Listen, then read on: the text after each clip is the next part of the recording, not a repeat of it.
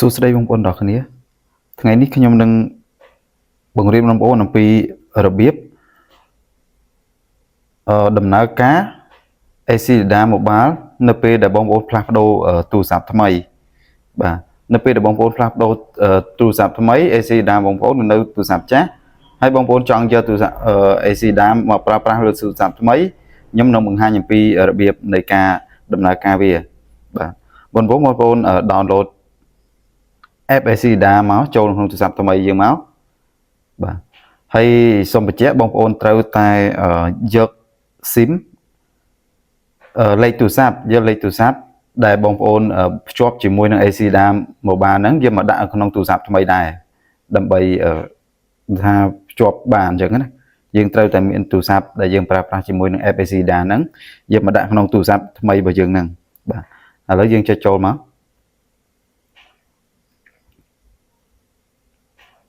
ចុចអនុញ្ញាត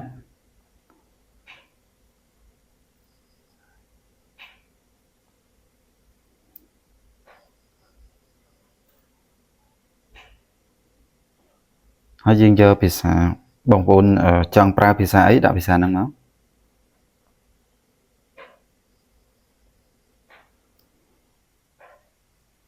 តបទៀតបងប្អូន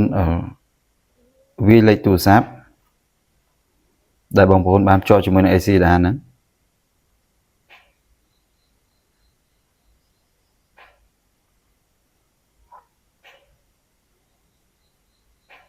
ហើយចុចយល់ព្រមបន្តមកទៀតគេនឹងឲ្យបងប្អូនវាយលេខ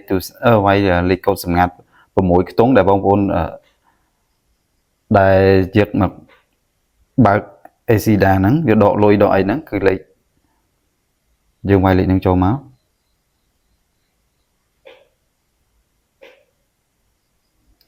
ហើយគេនឹងផ្ញើលេខកូដដើម្បីផ្ទៀងផ្ទាត់អានេះគេផ្ញើមកហើយបងប្អូន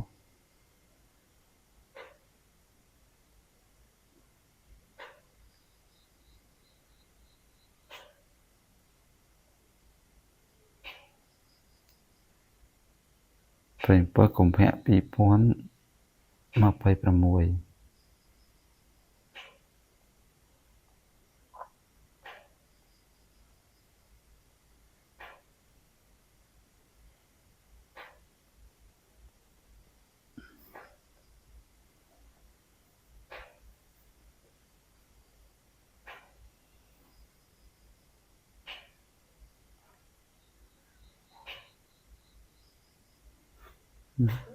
ចាំតិច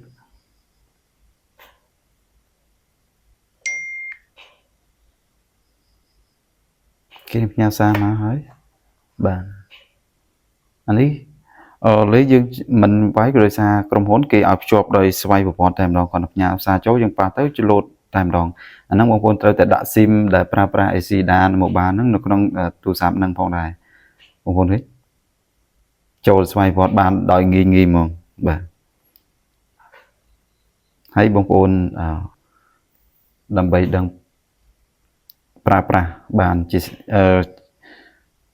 ប្រើប្រាស់ scan លុយ scan អីបានធម្មតាអានេះជាការងាយបងប្អូនហើយវីដេអូក៏មានតែប៉ុណ្ណឹងបងប្អូនសូមអរគុណបងប្អូនអរគ្នាដែលបានតាមដានទស្សនាវីដេអូនេះតាំងពីដើមរហូតដល់ចប់បាទសូមអរគុណ